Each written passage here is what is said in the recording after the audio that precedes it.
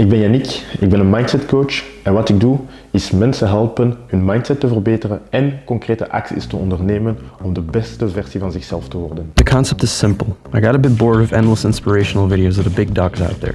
The multi-million, multi-billion CEOs, entrepreneurs, and creative geniuses that have been playing at the top for so long they almost lost touch with the start of the journey.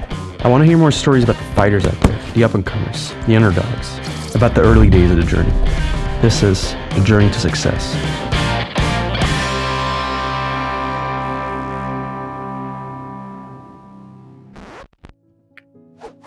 Ce qui a été très important dans la personne que je suis aujourd'hui et dans mon éducation, c'est mes origines, ma couleur de peau. Je suis né d'une mère belge et d'un père africain, congolais.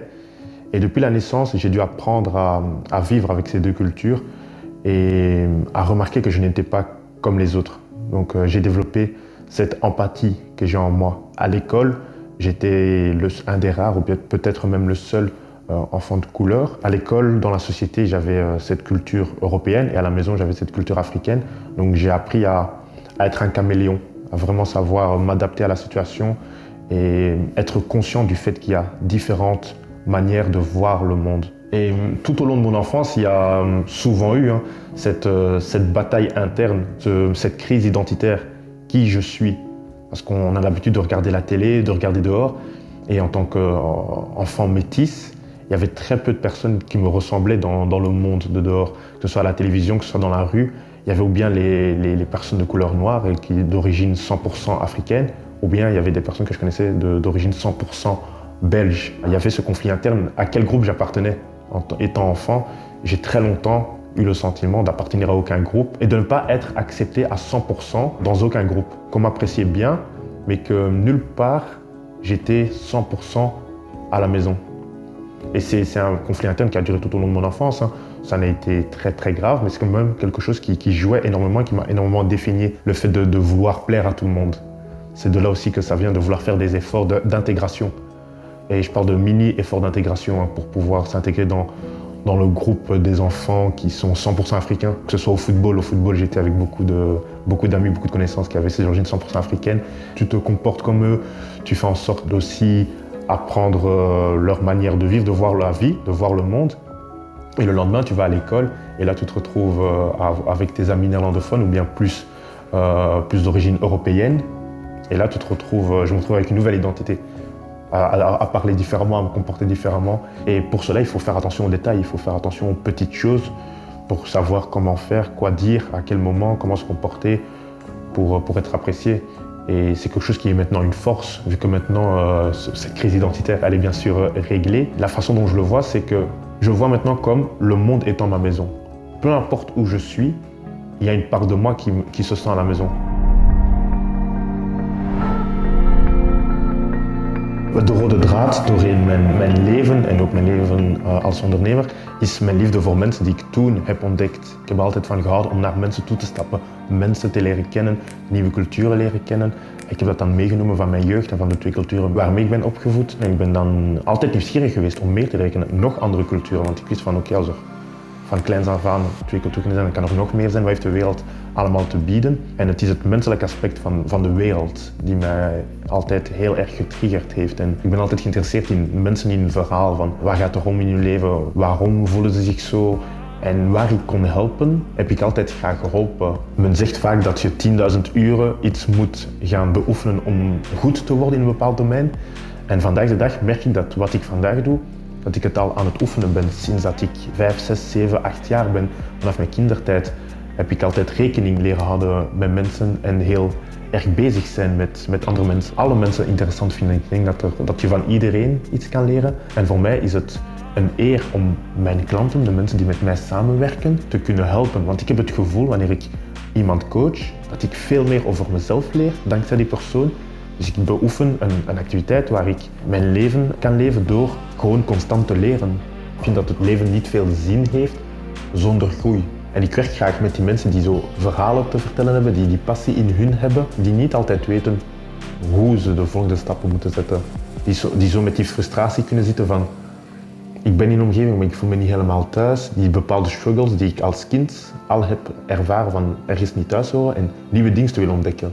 En ik merk ook de aangenaamste gesprekken die ik altijd heb gehad als kind, als puber en als jong volwassene, zijn altijd de gesprekken geweest met mensen die ook bezig zijn. De mensen die gewoon dingen willen doen. De mensen hebben heel veel limited beliefs, waardoor dat ze de volgende stappen, ook al weten ze wat die volgende stappen, gewoon niet ondernemen uit angst. En die mensen wil ik juist helpen om die limited beliefs te overkomen en de concrètes actions te gaan ondernemen.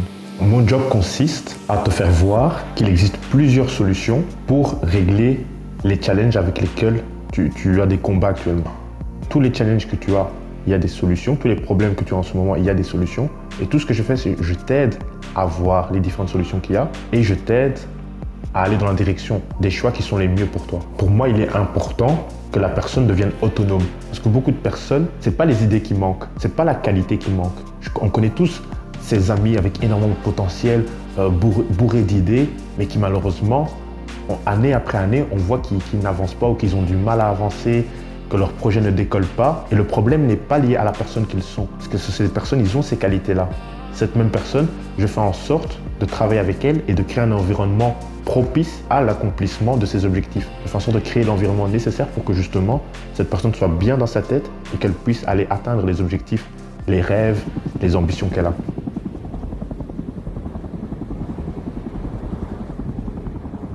In het voorbije jaar ervaarde ik weinig momenten van geluk en ik besefte dat dat was omdat ik niet aan het genieten was van het moment zelf en van de krachten die ik nu heb, van alles wat ik nu kan doen. Ik leefde veel te veel in de toekomst en in het verleden ook een beetje, maar niet genoeg in het nu. En wanneer je in het nu leeft, dan stel je je gewoon de vraag, wat kan ik nu doen dat mij gelukkig kan maken?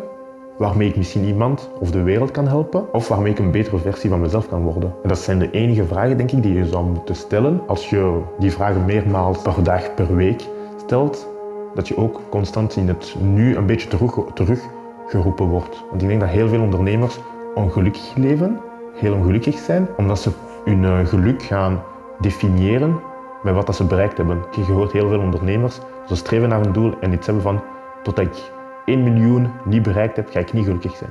Totdat ik bij die platenmaatschappij getekend heb, ga ik niet gelukkig zijn. Heel veel mensen denken dat ze gelukkig gaan zijn wanneer ze bepaalde dingen gaan bereikt hebben. En daar ligt het gevaar. Want op het moment dat je datgene bereikt hebt, het moment van bereiken duurt een paar seconden of een paar minuten. En dan val je terug met je 2 voeten op de grond of zit je weer in het moment van nu.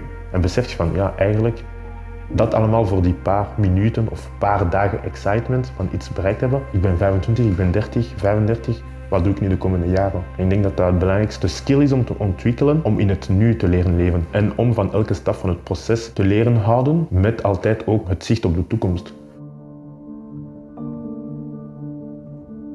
Massive action is the key to happiness. En messy action is wat je nodig hebt om vooruitgang te maken.